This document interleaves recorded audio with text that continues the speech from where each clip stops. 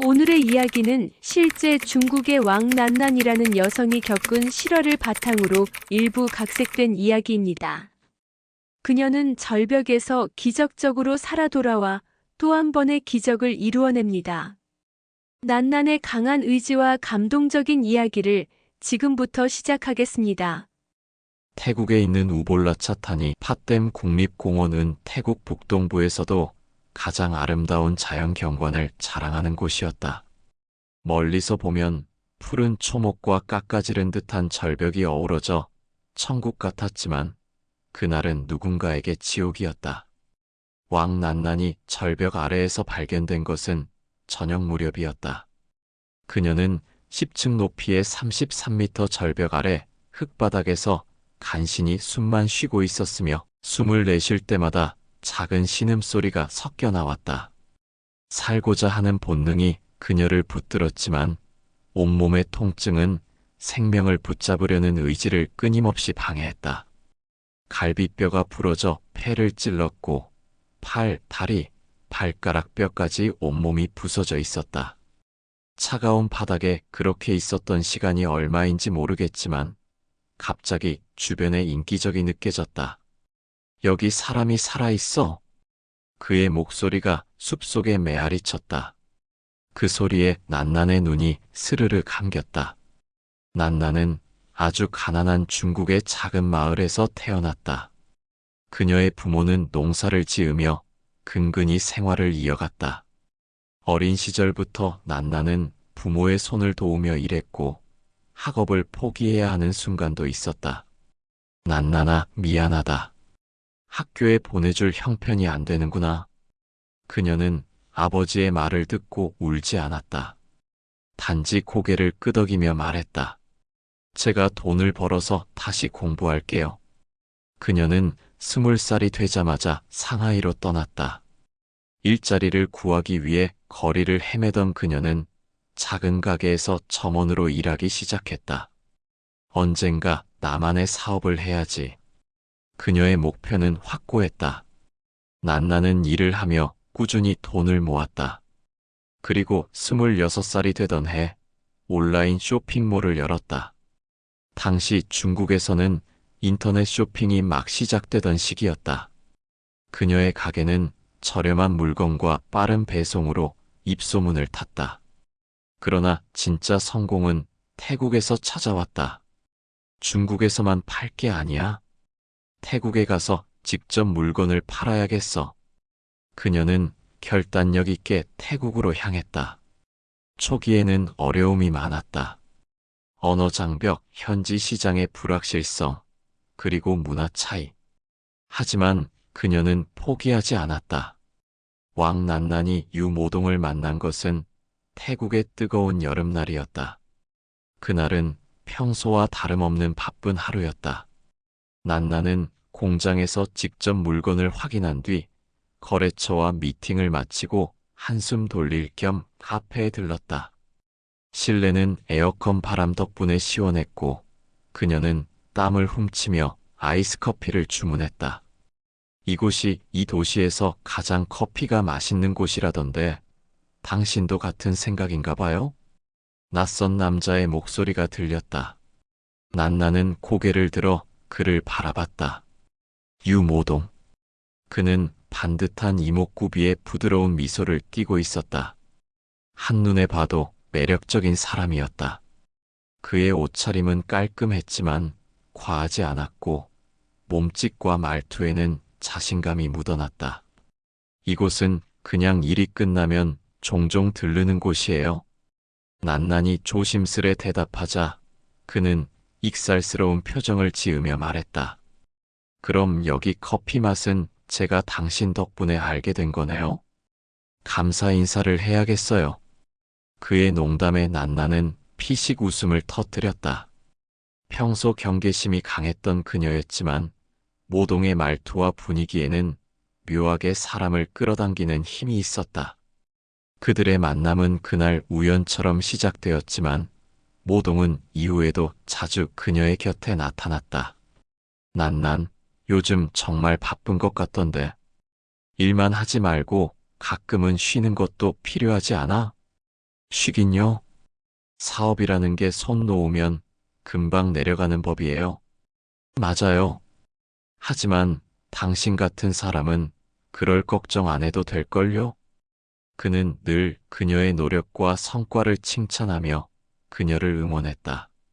난나는 자신을 이해하고 지지해주는 사람이 곁에 있다는 것이 위안이 됐다. 몇 달 뒤, 모동은 조금 더 적극적으로 다가왔다. 난난, 당신을 처음 본 순간부터 느꼈어요. 당신은 내가 만나야 할 사람이라는 걸. 그는 난난의 눈을 똑바로 바라보며 진지하게 말했다. 난나는 당황스러웠다. 모동, 우린 만난 지 얼마 되지 않았잖아요? 시간이 무슨 상관이죠? 중요한 건 내가 느끼는 마음이에요. 그의 말은 흔들림이 없었고 그녀를 진심으로 대하고 있다는 느낌을 주었다. 시간이 흐르며 난나는 그의 따뜻한 행동에 조금씩 마음을 열기 시작했다. 그는 그녀의 힘든 사업 이야기를 들어주었고 가끔은 서프라이즈로 꽃과 작은 선물을 건네기도 했다.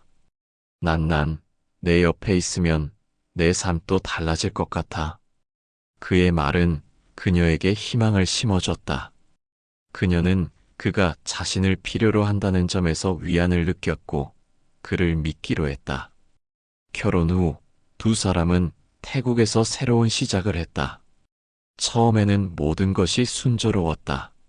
모동은 그녀가 하는 사업을 도와주는 척하며 그녀의 곁에 머물렀다. 하지만 곧 그의 진짜 모습이 드러나기 시작했다. 결혼 초 유모동은 그럴듯한 꿈을 말했다. 난난, 우리도 가게를 하나 열어보자. 당신처럼 성공할 수 있을 거야. 그는 열정적인 표정으로 자신감을 드러냈다. 하지만 시간이 지날수록 그의 말은 행동으로 이어지지 않았다. 그는 밤마다 늦게 귀가했다. 처음에는 친구를 만나러 나간다고 했지만 점차 핑계가 사라졌다. 모동, 대체 어디서 뭐 하는 거야? 일을 마치고 좀 쉬러 갔어. 당신은 너무 예민해. 난나는 그의 변명을 믿으려 노력했다. 하지만 어느 날 우연히 그의 휴대전화 메시지를 보게 되었을 때 그녀는 그가 도박장에 드나들고 있다는 사실을 알았다. 이번에 판이 좋았다. 한 번만 더 하면 빚을 갚을 수 있어. 그 메시지는 난난의 심장을 내려앉게 했다. 그녀는 그날 밤 그에게 따져 물었다. 당신 도박을 하고 있었어? 모동은 당황했지만 이내 태연한 얼굴로 말했다. 난난, 그건 당신이 생각하는 그런 게 아니야. 잠깐 재미삼아 한 거야. 걱정할 필요 없어. 재미삼아? 그럼 이 빚은 뭐야? 난나는 그의 빚더미처럼 쌓인 증거를 들이밀었다. 모동은 손을 휘저으며 변명했다. 그냥 나중에 갚을 수 있어. 당신은 나를 좀 믿어봐. 모동은 사업에 전혀 관심이 없었다. 오히려 밤마다 카지노에 드나들며 도박에 빠져들었고 값비싼 물건을 사들이며 사치를 일삼았다.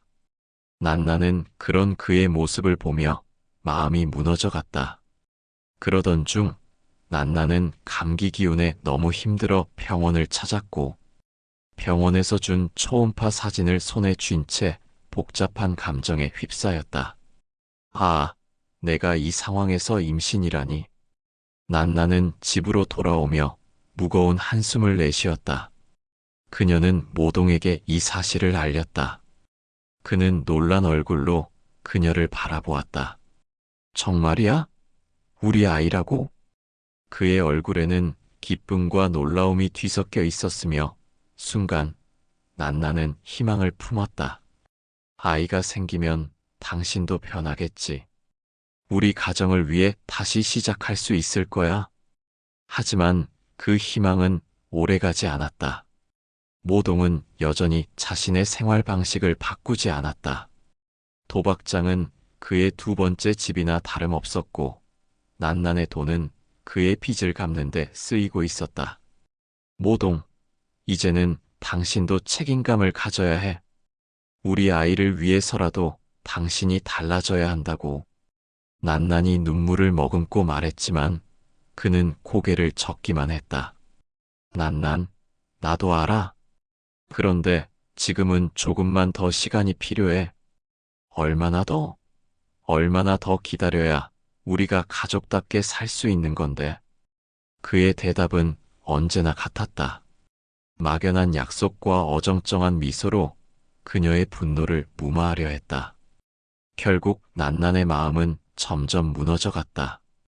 그러나 혼자 아이의 미래를 책임져야 한다는 생각이 그녀를 더 깊은 고통으로 몰아넣었다. 밤마다 울음을 삼키며 배를 쓰다듬었다.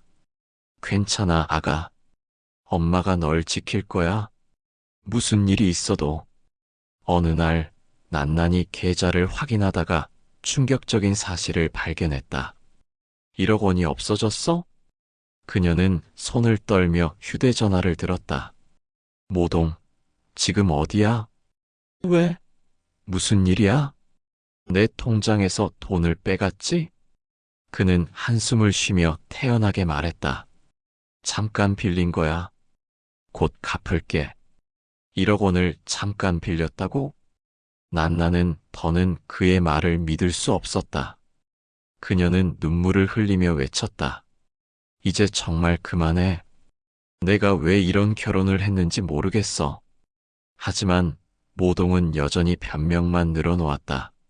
난난, 우리 아이를 위해서라도 날 믿어줘야 하지 않아? 그의 말에 난나는 가슴 한구석에서 무언가가 꺾이는 것을 느꼈다. 그러던 어느 날 아침 모동이 상쾌한 목소리로 말했다. 난난, 요즘 스트레스 많지? 오늘은 일 생각 말고 바람이나 쐬러 가자. 그는 평소보다 밝은 얼굴이었다. 난나는 순간적으로 그의 말을 의심했다. 평소에는 나를 이렇게 챙기지도 않으면서 갑자기 웬 바람이지? 그러나 그의 말투는 따뜻했고 태도는 친절했다. 갑자기 웬 바람이야? 그녀가 물었지만 모동은 아무렇지 않다는 듯 미소를 지으며 말했다. 요즘 너 힘들어 보이잖아. 좋은 경치 보고 오면 기분이 나아질 거야. 난나는 그의 제안을 거절하지 않았다.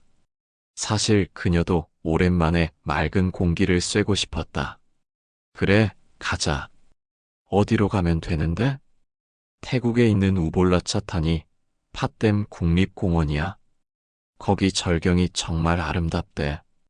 그리고 고대 유물도 남아있는데 정말 신비롭다. 여행지로 가는 내내 난나는 조용히 창밖을 바라보았다. 푸른 하늘과 끝없이 펼쳐진 숲은 그녀의 마음을 조금이나마 가볍게 했다. 하지만 그의 지나치게 친절한 태도에 난난의 불안감은 커졌다. 모동, 우리 아이가 태어나면 어떻게 살고 싶어?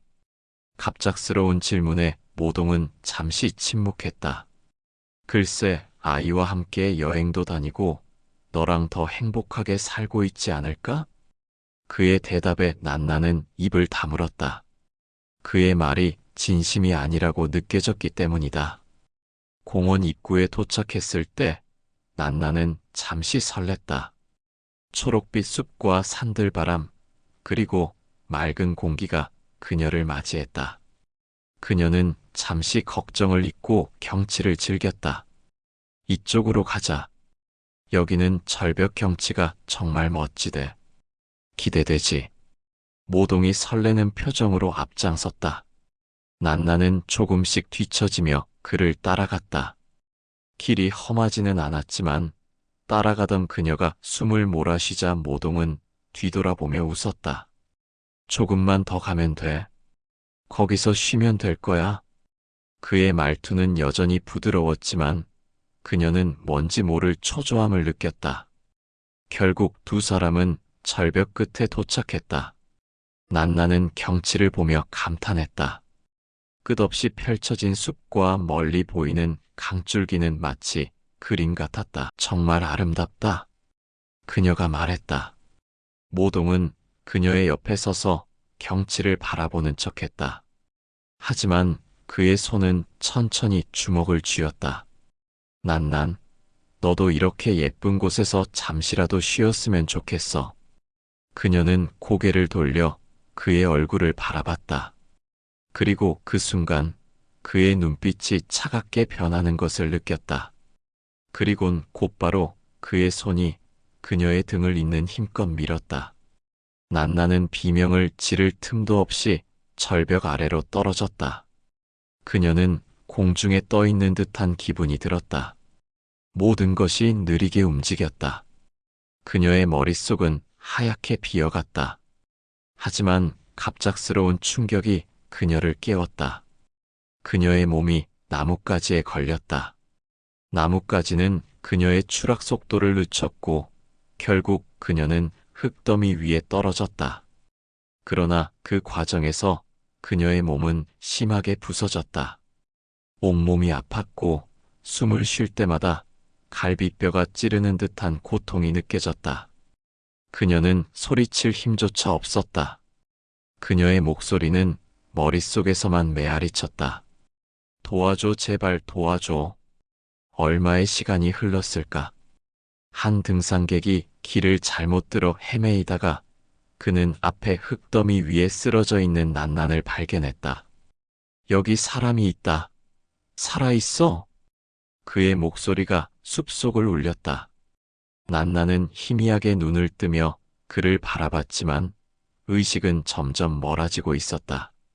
왕난난이 병실에서 눈을 떴을 때 세상은 희미한 안개 속처럼 보였다.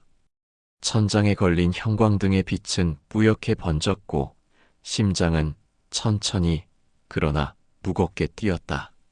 살았어. 난나는 머릿속으로만 외쳤다. 온몸은 움직일 수 없었다. 갈비뼈와 다리, 팔, 그리고 그녀가 인지할 수 없는 뼈들까지 부서져 있었다. 목은 갈라진 듯 아팠고 숨조차 겨우 몰아쉬고 있었다. 난난, 깼구나. 익숙한 목소리가 들렸다. 모동이었다. 그는 눈물이 고인 얼굴로 그녀를 바라보며 미소를 지었다. 얼마나 걱정했는지 알아? 넌 강하니까 반드시 일어날 거라고 믿었어. 난나는 대답하려 했지만 목이 너무 아파서 숨소리조차 내기 힘들었다. 그저 그를 응시할 수밖에 없었다. 유모동은 병실에서 거의 떠나지 않았다. 그는 지극정성으로 그녀를 돌봤다. 식사 시간마다 간호사를 대신해 죽을 떠먹여주고 그녀의 얼굴을 물수건으로 닦아주며 애틋한 표정을 지었다. 난난, 넌 이제 걱정할 거 없어. 내가 항상 내 곁에 있을 테니까. 그의 간호는 병원 직원들 사이에서도 화제가 됐다. 남편분 정말 대단해요. 하루 종일 여기서 간호하시잖아요. 아내를 이렇게까지 돌보는 남편은 처음 봤어요. 정말 사랑하나 봐요. 며칠 후, 난나는 힘들지만 말을 할 수 있게 되자 모동이 잠시 병실을 비운 사이 힘겹게 손짓으로 간호사를 불렀다. 왕난난 씨, 괜찮으세요? 간호사가 다가오자 난나는 극심한 통증을 참고 겨우 목소리를 짜냈다. 녹음기 하나만 부탁드릴게요. 간호사는 의아해하며 잠시 멈칫했지만 난난의 간절한 눈빛을 보고 고개를 끄덕였다. 알겠습니다. 제가 준비할게요. 간호사는 심상치 않은 일이 벌어지고 있다는 느낌을 받았다. 그녀는 조용히 녹음기를 준비해 난난의 침대 옆 서랍에 숨겼다. 이틀 뒤 유모동은 여느 때처럼 병실에 와서 난난의 상태를 살폈다. 그는 그녀의 손을 잡고 말을 건넸다. 난난, 내가 이렇게 힘들어하는 걸 볼 때마다 내가 더 힘들어. 정말 미안해. 내가 나와 함께 그런 일을 겪지 않았더라면 얼마나 좋았을까. 난나는 힘겹게 그의 얼굴을 바라보았다. 숨을 몰아쉬며 그녀는 목소리를 짜냈다. 모동 왜 날 절벽에서 밀었어? 그녀의 말에 순간 그의 얼굴이 굳어졌다. 하지만 이내 억지 미소를 지으며 대답했다. 난난, 무슨 소리야? 그건 내가 발을 헛디뎌서 떨어진 거잖아. 난나는 더는 그의 거짓말을 듣고 있을 수 없었다. 그녀의 목소리는 작고 갈라졌지만 단호했다. 거짓말하지 마. 내 목적이 뭐야? 모동은 잠시 침묵했다. 그러더니 이내 얕은 숨을 내쉬고 낮은 목소리로 말했다. 네가 내 말을 잘 듣지 않으니까. 그는 고개를 들어 난난을 똑바로 바라봤다. 네가 가진 사업체를 내가 가지면 더 잘할 것 같아서 그랬지. 넌 날 사랑하니까 나한테 그 정도는 아깝지 않잖아. 그렇지. 난나는 그의 말에 온몸이 떨렸다. 눈물이 목 아래로 흘러내렸지만 그녀는 그를 계속 바라봤다. 이 사람 나를 사랑하는 게 아니었어. 처음부터 나를 이용하려 했던 거야. 다음 날 난나는 간호사를 다시 불렀다. 녹음기 경찰에 꼭 전해주세요. 간호사는 난난의 간절한 눈빛에 더 이상 망설이지 않았다. 그녀는 녹음기를 경찰에 전달했다. 녹음기 속에는 유모동의 차가운 고백과 그가 계획적으로 그녀를 해치려 했던 의도가 명확히 담겨 있었다. 경찰은 이를 결정적인 증거로 보고 본격적인 수사에 나섰다. 유모동의 대답이 담긴 녹음기는 결정적 증거가 되었다. 그의 죄책감 없는 태도는 경찰을 충격에 빠뜨렸다. 녹음기를 확보한 경찰은 병원으로 찾아와 난난의 진술을 받았다. 그녀는 미약한 목소리로 천천히 사건의 전말을 설명했다. 그날 그는 나를 절벽에서 밀었어요. 제가 발을 헛디딘 게 아니에요. 난난의 증언은 녹음 내용과 일치했고 경찰은 유모동을 체포했다. 재판에서 유모동은 끝까지 자신은 고의로 그런 행동을 하지 않았다고 주장했다. 나는 그녀를 사랑했습니다. 절대 그런 짓을 할 리가 없어요. 하지만 그의 변명은 녹음된 대화 내용 앞에서 무너졌다. 판사는 판결문에서 말했다. 피고인은 명백히 아내를 살해하려 했고 그 목적은 재산을 차지하기 위한 것이었습니다. 이는 치밀하게 계획된 살인미수입니다. 유모동은 살인미수 혐의로 징역 10년형을 선고받았다. 재판이 진행되는 사이 난나는 병원에서 대수술과 재활치료를 이어갔다. 그녀는 절벽에서 추락하며 입은 부상으로 온몸이 부서져 있었다. 뼈를 맞추는 수술만 3번을 받았고 매번 의식이 돌아올 때마다 느끼는 고통은 말로 표현할 수 없었다. 하지만 몇 번의 대수술과 독한 약으로 인해 그녀는 임신 5개월째 되던 날 뱃속의 아이를 잃고 말았다. 난나는 병실 침대에 누워 창밖을 바라보았다. 그녀는 아무 말도 하지 않았다. 눈물조차 흘릴 힘이 없었다. 그녀는 절벽에서 떨어질 때 느꼈던 두려움보다 더 큰 상실감을 느끼고 있었다. 간호사가 조심스럽게 말했다. 난난 씨, 정말 안타깝습니다. 하지만 여전히 당신 곁에 응원하는 사람들이 많아요. 포기하지 마세요. 난나는 고개를 끄덕였지만 마음은 텅 빈 듯했다. 몇 주가 지나고 난나는 서서히 자신을 추스르기 시작했다. 그녀는 아이의 죽음을 받아들이기까지 오랜 시간이 걸렸다. 그러나 그 과정에서 그녀는 다시 일어서기로 결심했다. 난나는 3년의 재활 끝에 기적처럼 되돌아올 수 있었다. 몸이 조금씩 회복되자 그녀는 자신의 이야기를 세상에 알리기 시작했다. SNS에 글을 올리며 그녀가 겪었던 고통과 상처, 그리고 생존 이야기를 전했다. 저는 절벽 아래에서 살아남았습니다. 그러나 제겐 또 다른 절벽이 기다리고 있었습니다. 제 아이를 잃은 그날, 저는 다시 바닥으로 떨어졌습니다. 하지만 그곳에서 다시 일어나기로 했습니다. 여러분도 할 수 있습니다. 난난의 메시지는 많은 이들에게 위로와 용기를 주었다. 그녀는 SNS를 통해 응원과 격려를 받았고 공구 판매 사업을 시작하며 재기의 발판을 마련했다.